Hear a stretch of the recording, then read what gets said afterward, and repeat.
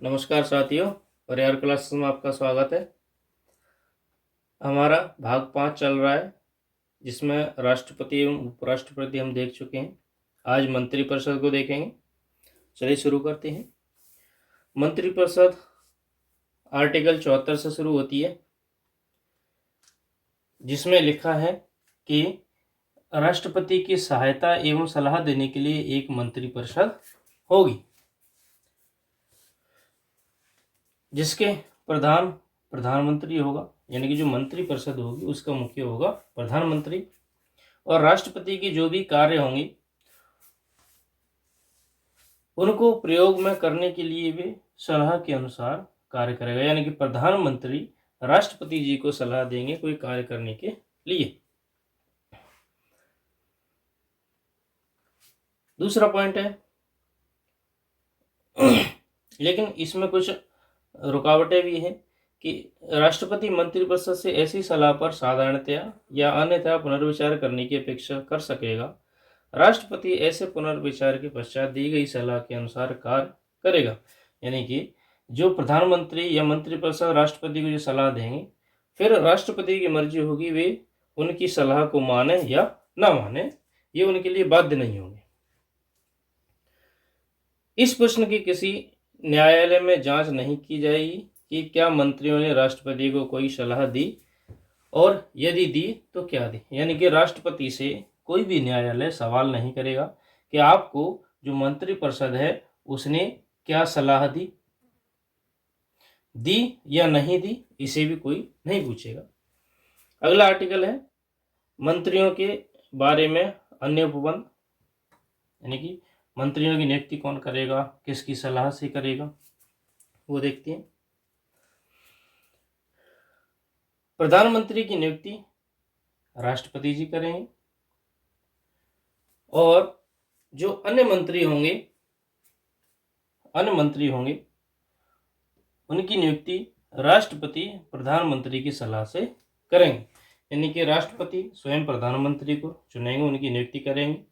जिनके भी मत ज़्यादा होंगे उनमें से एक किसी को प्रधानमंत्री बनाया जाएगा, और प्रधानमंत्री की सलाह पर राष्ट्रपति अन्य मंत्रियों की नियुक्ति कर सकेंगे या प्रधानमंत्री की वे सलाह लेंगे।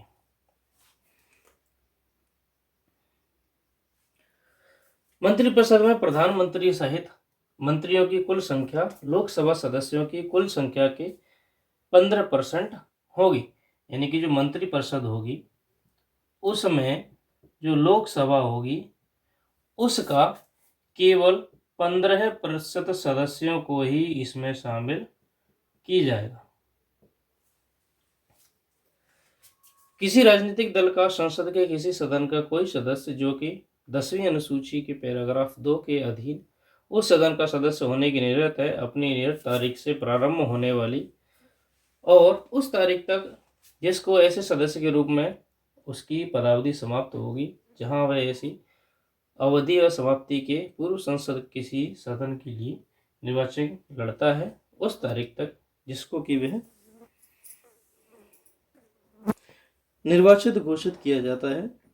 इनमें से जो भी पूर्वता होगी की अवधि के दौरान खंड 1 के अधीन मंत्री के रूप में नियुक्ति किए जाने के लिए निर्धारित होंगे। यानी कि टाइम पीरियड उसका जो लोकसभा का या राज्यसभा का जो भी टाइम होगा पूरा, वे उसी समय के लिए चुने जाएंगे। मंत्री राष्ट्रपति के प्रसाद पर्यंत अपने पद पर कार्य करेंगे। यानी कि राष्ट्रपति जब तक चाहें मंत्रियों को उनके पद पर रख सकते हैं या उनके पद से हटा सकते हैं, वे राष्ट्रपति की सलाह से ही काम करेंगे। मंत्रिपरिषद लोकसभा के प्रति सामूहिक रूप से उत्तरदायी हो।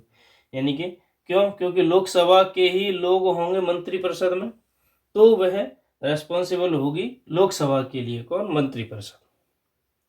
किसी मंत्री द्वारा अपना पद ग्रहण करने से पहले राष्ट्रपति तीसरी अनुसूची के प्रयोजन के लिए दिए गए प्रारूपों के अनुसार उसके पद की और गोपनीयता की शपथ दिलाएंगे। कोई मंत्री 6 माह की किसी अवधि तक संसद के किसी सदन का सदस्य नहीं है तो उस अवधि की समाप्ति पर मंत्री नहीं रहेगा। यानी कि यदि कोई मंत्री भले ही उसे मंत्री बना दिया गया लेकिन वे किसी भी सदन का सदस्य नहीं है, तो उसे 6 माह के अंदर अंदर सदस्यता ग्रहण करनी होगी, नहीं तो उसकी सदस्यता को रद्द कर दिया जाएगा। अगला पॉइंट है, मंत्रियों के वेतन में भत्ते होंगे जो संसद विधि द्वारा समय समय पर अवधारित करे, और संसद इस प्रकार अवधारित नहीं करती है तब तक ऐसे होंगे जो कि दूसरी अनुसूची, यानी कि उनकी सैलरी फिक्स होगी जो कि दूसरी अनुसूची में दी गई है, और उसमें संसद बदलाव कर सकती है। अब हम देखेंगे भारत के महान्यायवादी। आर्टिकल 76 में लिखा है कि भारत के एक महान्यायवादी होंगे। सॉरी, राष्ट्रपति उच्चतम न्यायालय का न्यायाधीश नियुक्ति होने के लिए अर्हित किसी व्यक्ति को भारत का महान्यायवादी नियुक्त करेगा, यानी कि महान्यायवादी की अर्हता क्या होगी कि वह सुप्रीम कोर्ट का न्यायाधीश बन सके, ऐसी उसकी अर्हता होनी चाहिए। और उनकी भी नियुक्ति कौन करेंगे? राष्ट्रपति जी करेंगे।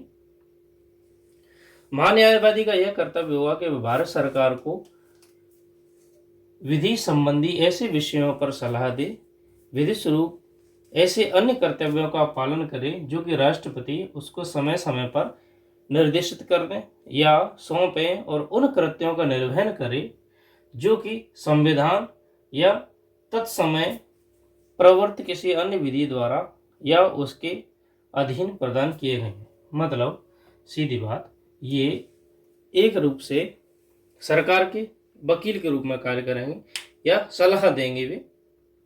महान्यायवादी को अपने कर्तव्यों के पालन में भारत के राज्य क्षेत्र में सभी न्यायालयों में सुनवाई का अधिकार है, यानी कि महान्यायवादी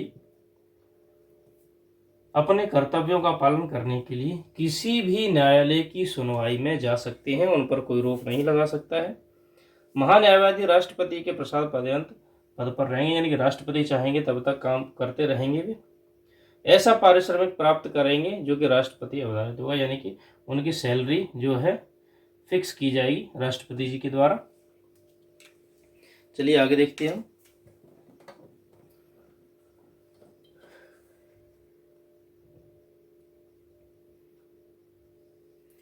अब शुरू होता है सरकारी कार्य का संचालन।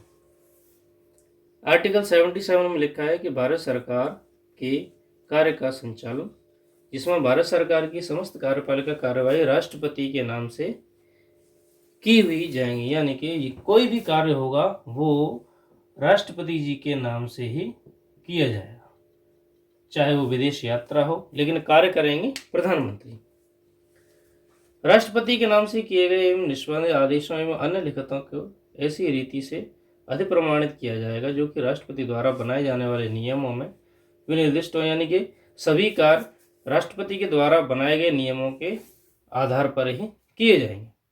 अगला पॉइंट है, राष्ट्रपति भारत सरकार का कार्य अधिक सुविधापूर्वक किए जाने के लिए और मंत्रियों में उक्त कार्य के आवंटन के लिए नियम बनाएंगे, यानी कि कौन सा कार्य कौन से मंत्री करेंगे, इन सब के लिए नियम बनाएंगे राष्ट्रपति जी।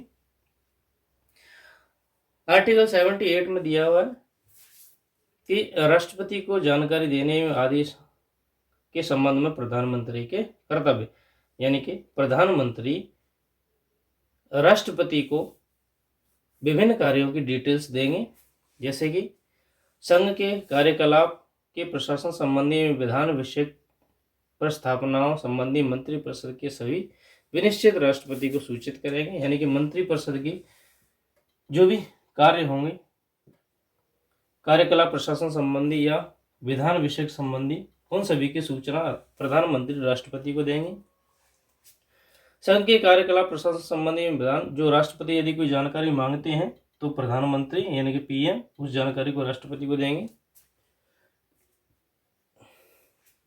किसी विषय जिस पर मंत्री ने विनिश्चित कर दिया है किंतु मंत्रिपरिषद ने विचार नहीं किया है, राष्ट्रपति द्वारा अपेक्षा किए जाने पर परिषद के समक्ष विचार, यानी कि यदि कोई कार्य किया जा रहा है और उस पर मंत्रिपरिषद ने विचार नहीं कर पाए हैं तो राष्ट्रपति उस पर विचार करने के लिए आदेश दे सकते हैं।